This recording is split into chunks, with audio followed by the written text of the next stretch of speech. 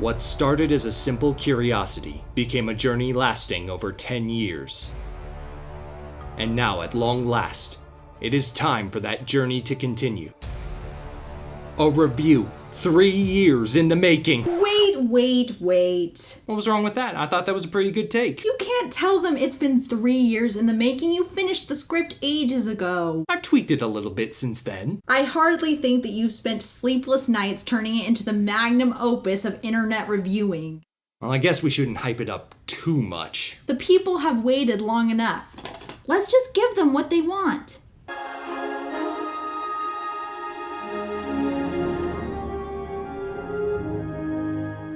If you're a longtime fan, you know the story by now. It started with the first Swan Princess, one of my earliest reviews. Over the next several years, its 7 sequels got progressively more bizarre and illogical with both their story ideas and their execution. And now here we are at the 9th installment of this perplexingly persistent series. Maybe one day I'll say the final installment and it'll actually be true.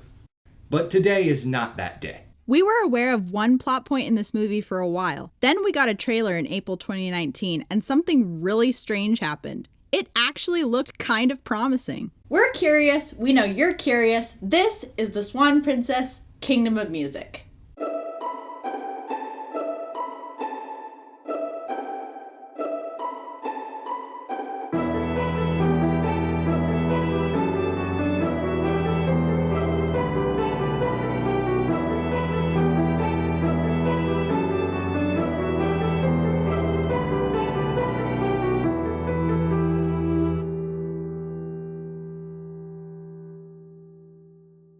For the first time in years, this installment is actually rated G. But just because it's suitable for all audiences doesn't mean it should have an audience. We open in the Cathay Empire. See, I told you it wouldn't be actual China. Oh, like Derek and Odette live in a real country? Tomorrow you set sail to compete in the greatest music competition in the world.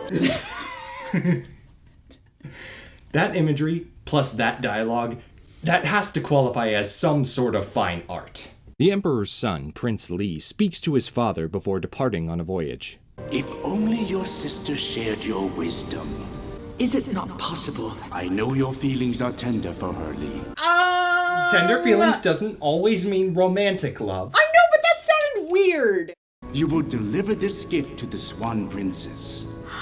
Li's sister, Princess Mei Li, has a lover, Chen, cursed to be a dragon except at sunset. Not after sunset, literally as the sun is setting. That's so little time. Why bother making him change back at all?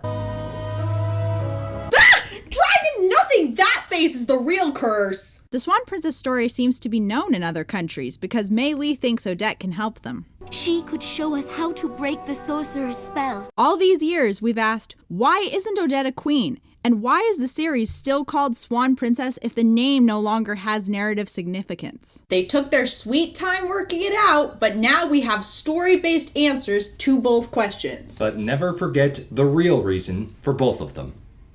Rebranding is a nightmare. The Emperor speaks to the sorceress who placed the curse. I want you to break this spell on Mei Li and Chen. You've read the spell, Divine Emperor. The Emperor had this done? Only your child can break it. She will surrender in time. How freaking vile! Especially since he's already reconsidering his actions. Because of this situation, Mei Li isn't allowed to leave, so she has to sneak aboard the ship. Apart from that shot being held too long, this sequence does show notable improvement in the animation over the previous films.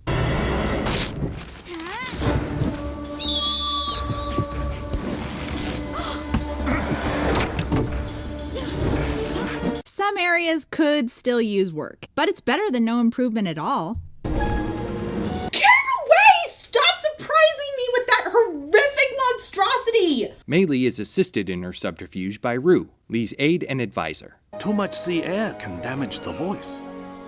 I suppose you're right, Ru. Let's go. On the other hand, just the right amount of sea air can be a good thing. Ru is a real bro. Kind of like Bruno was. Yeah, and Bruno let us down. Fingers crossed this isn't a repeat. Cue the opening titles, and we're off to the castle, where Rogers is giving the other festival contestants a tour of the grounds. Questions? This animal could walk and talk to humans? In our kingdom, animals walk and talk all the time. Okay. Good choice. Too many questions would send you down the rabbit hole with us. Questions including, why is Puffin wearing a twig and coconut headset? And what are the curtains and sign attached to?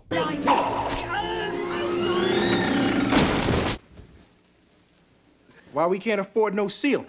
In addition to the festival, the kingdom is hosting Elise's coming-of-age ball, so it's time for our first look at her and Lucas all grown up. I'm putting you on my dance card.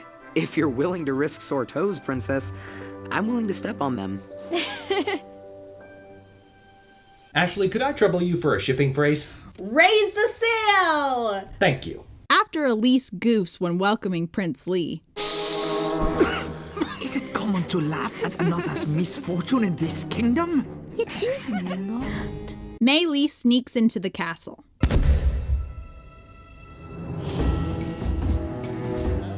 You see smoke. I mean, when I look, My eyeballs see smoke. Those things actually function? It's been 5 movies, and yet Roger's tech wizardry is still so jarring. I beg your forgiveness for our intrusion. I am Princess Mei Lee, and this is Chen.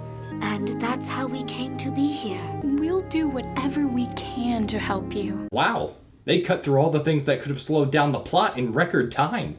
Is there any need to investigate further? Nope, it's fine. Now, if you don't mind, I need some sleep. I'm really dragging. I'm tired. I'm not a dragon. No one's a dragon. Another entry for the Book of Derek. Elise takes over the tour while Prince Lee displays a bitter attitude. I am not at all fond of these. That was a very unkind thing you said to Ferdinand. In my country, honesty is a most important virtue. We also value manners, which you don't seem to have. My sentiments exactly. Wait, the scene just went how I thought it should go? That is curious. Next, our hero's first attempt at cracking the curse. When we broke the spell, I was lying right here. Then you transformed, and you died. Because Derek fell in love with a different woman. I didn't fall in love with another woman.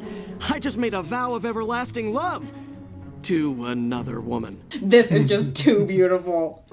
I love you, Chen. Your kindness and courage. I always have. So is this. And I mean that unironically this time. Yeah, it's a copy-paste of the first movie's script, but it's used well. Do you feel different? No. 2 good things just happened in a very short period of time, and I'm getting a little spooked by it. Maybe the music festival can correct the balance. Those arrows cannot be moving if the scullions aren't. Whew. The world makes sense again.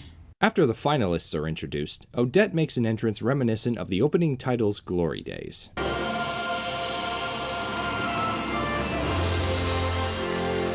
Not too long ago, when the darkness of Rothbart's spell was lifted, It's been over a decade. we vowed that every year we would celebrate love and light. Each night this week, at the end of our show, one of our finalists from around the world will perform. The winner will also sing for the first dance at Princess Elise's coming-of-age ball.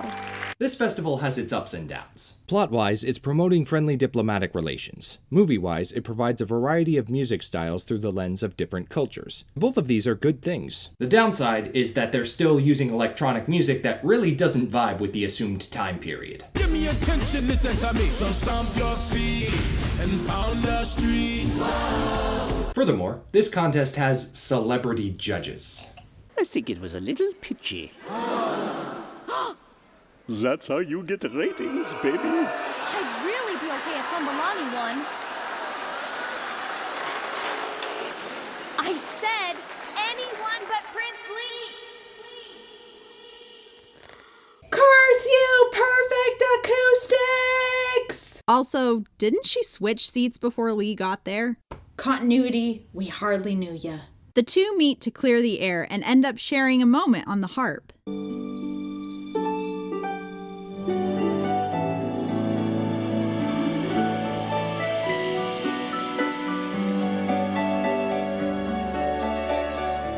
The sequence has some odd editing choices, but overall it's a decent moment of bonding. Alright, the song is ending. Mood lighting, soft focus, disengage. Let's start over, shall we?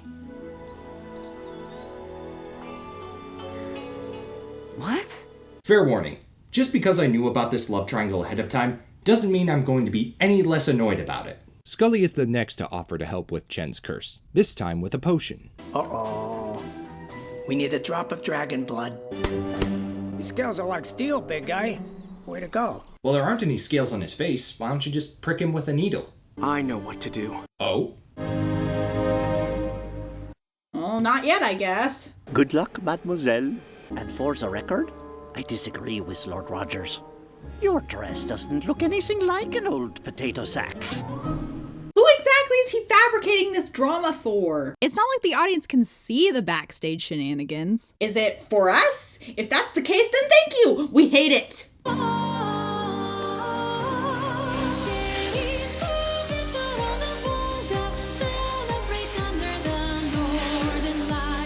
Still have the electronic stuff, but her singing was very pretty, and the skating was a nice visual element. You tell someone my dress looked like potato sack. How's it feel, Lord Rogers? Why does Jean-Bob have beef with Rogers now? Well, there was that one time in the last movie where he turned Jean-Bob into a ghost. That was Jean-Bob's idea, and that was several years before this movie takes place. Oh yeah. Meanwhile, the love triangle drama begins. Here's one for you, Lee. Oh, Lucas! in my country, when you give someone a broken flower, it reminds them that we live among broken people and must help them. Oh! Man! What do you got, You Lucas? got served! What do you got to say now? Alright, back to the curse. You are sure it is safe? Guys! His face! Come on!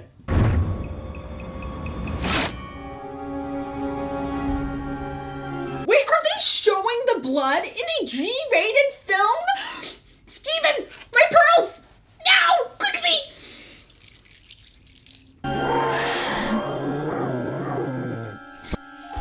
It's time I got a look at the actual spell. Why wasn't that step one? Next festival contestant, Isabella.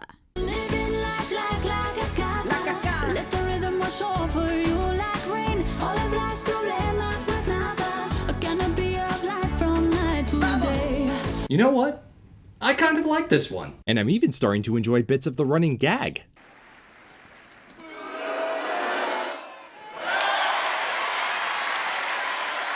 Actually, hit me with something.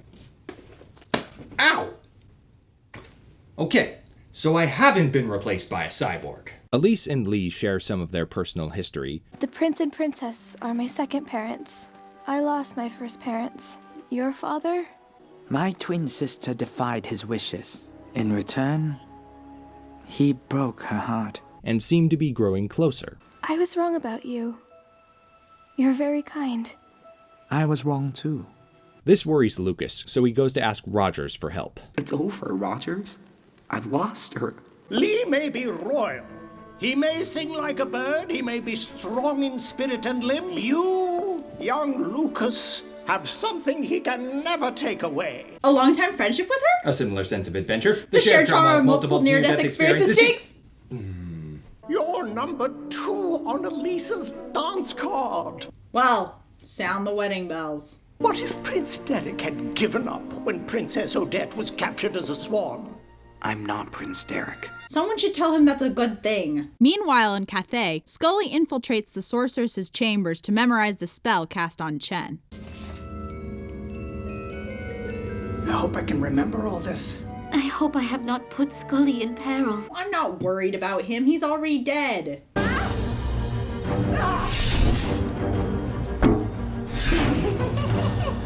Well, shoot. Did you think Fawn doesn't know how to capture? Say goodbye to your dark water. Wow, that was easy. Jumping back now, Lee is in love. I will win this competition. And I will win Elise's heart as well. Lucas is super jealous. And Elise? How can you choose him? I don't understand. Neither do I. It just happened. I guess she's just following this wherever it takes her. But I thought we... I'm sorry, Lucas. The movie counteracts the sadness with the finalist from Indus.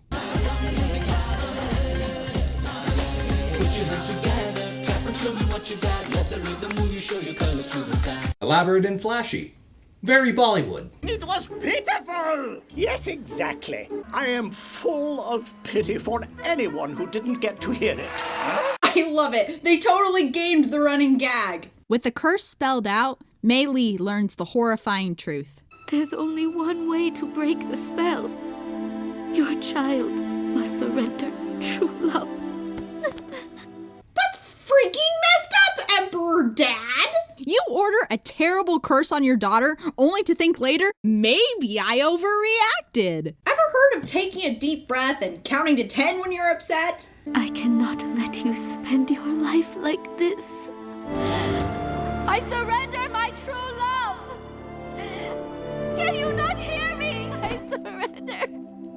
Why isn't it working? Your head may want to, but your heart can't let go. I'm sorry, Jen. I'm sorry. If you cannot set me free, then I will set you free. Goodbye, my darling. Okay. Wow.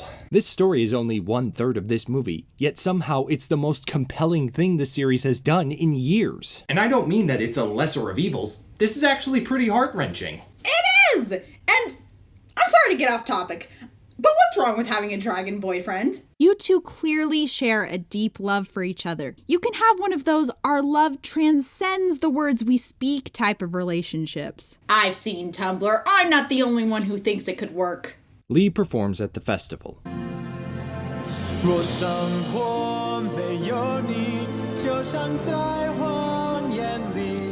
And of course, it's heartfelt, it's beautiful, no contest, it's the best song in the movie. Lee wins the competition and Lucas returns to Rogers for help. Are you willing to pay the price to get what you want? I'm here, aren't I? Then be a man and dance with me. Rise and fall, rise and fall, rise and fall.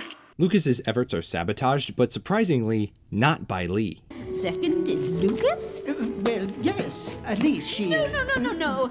Put in Prince Lee instead. You Berta! Come on, Queen, you don't mess with a girl's dance card. Shortly before the ball, Elise shows Lee the gadget room from the 7th movie. Lucas broke his leg defending me.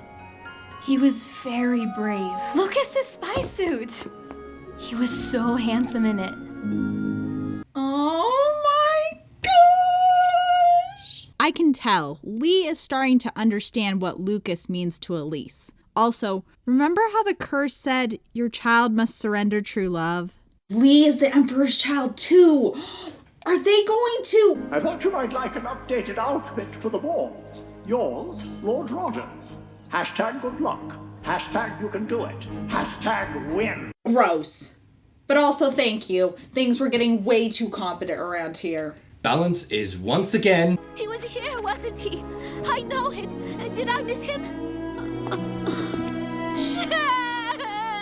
How do they keep bouncing back? Mei Li's voice actress sells everything this character is feeling so well. And I'll say the same thing for Chen. If I come to you tonight, dear one, then I will come to you every night for the rest of our lives, and you will never be free. This is so sad. I did not give this movie permission to do things to my heart. The ball arrives and Lucas sees Elise's dance card. He's very nearly discouraged, but then Lee intervenes. I ask that while I sing tonight, that my friend Lucas dance with Princess Elise. Okay, movie. You've done well up to this point blindsiding us with emotional buildup, but now all of the plot points are converging and it's time for payoff. What have you got?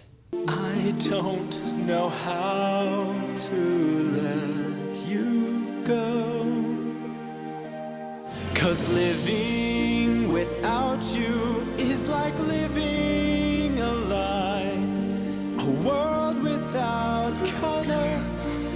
lost lullaby.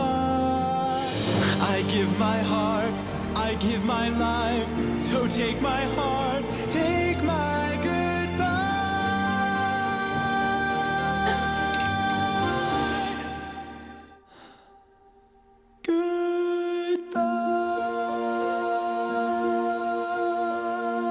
Oh, Rita's best boy!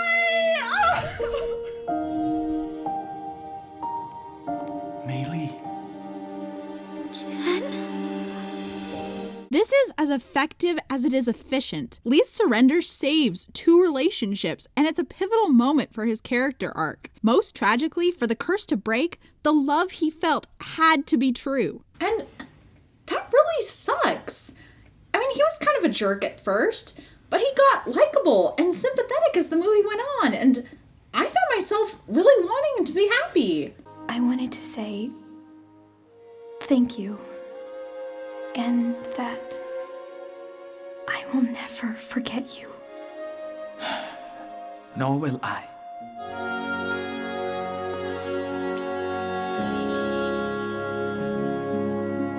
Thanks to an overeager YouTube comment, I knew that the movie would end with those words. What I didn't expect was that instead of rage or exasperation, I felt curious. I just need a minute to process all of this. You?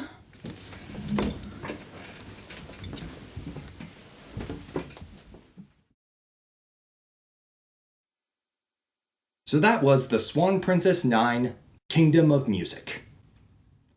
Let's start with what we didn't like. As usual, being a low-budget direct-to-video film, some of the animation remains questionable or subpar. The script does its job, but it's written very basically. There are still visual oddities and a few lines where it's way too easy to apply cringeworthy context. You screamed for me? Ugh.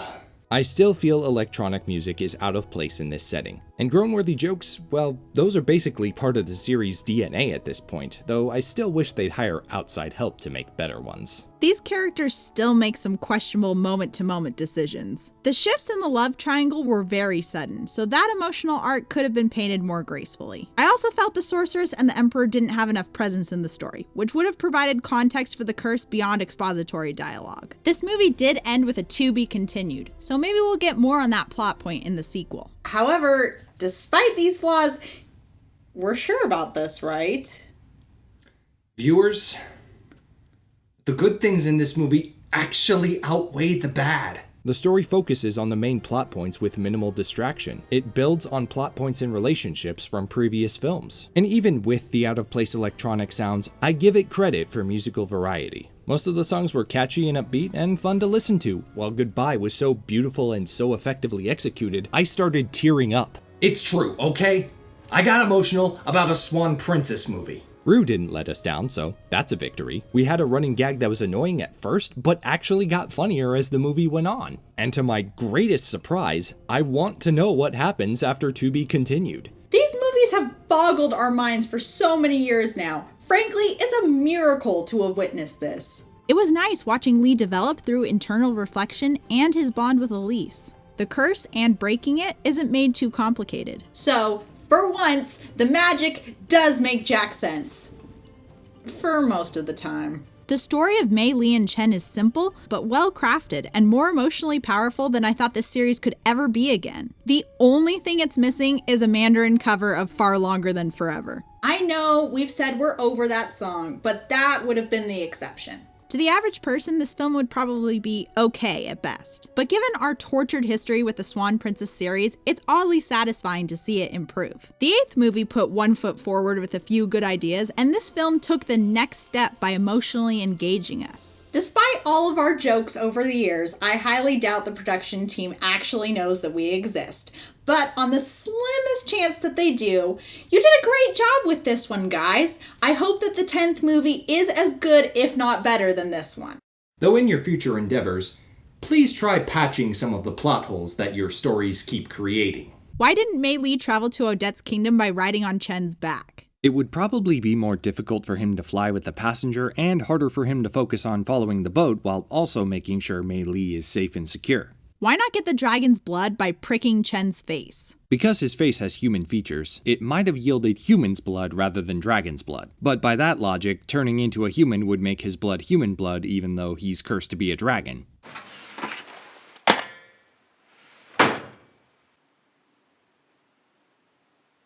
So, a decent Swan Princess movie. It still doesn't feel real. Do you think they're finally going to end with number 10? Well, actually, they just released an 11th one. But if 9 is any indication, then maybe they've learned how to make them bearable. What do you say, Ashley? You want to dive into number 10 right now? So, here's the thing. How did she do that?